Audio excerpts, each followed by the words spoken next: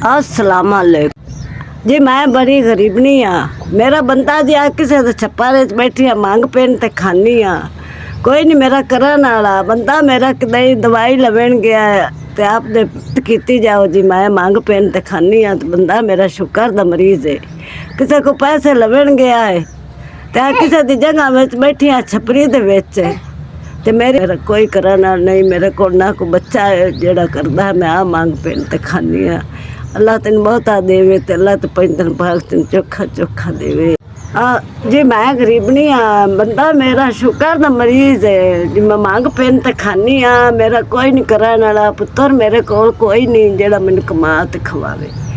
ते मैं हाथ जोड़ के बैठी हुई हाँ, ते मैं गरीबनी कंगानी बंदा मेरा कदू पैसा पा लवेन गया जा भी दवाई लेना हाँ, ते मैं भी मंगदी फिरनी हाँ। ते आप बच्चों का सदका करके तो मेरी गरीब तेरे बच्चों दवाई देवा दवाई लवा तो अल्लाह ताड़ी लाख वरे हयाती करे तो तेरे बच्चों की हयाती होवे।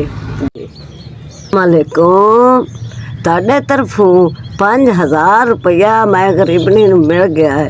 अल्लाह ताड़े बच्चों की हयाती करे। अल्लाह पाक तन चोखा चोखा देवे।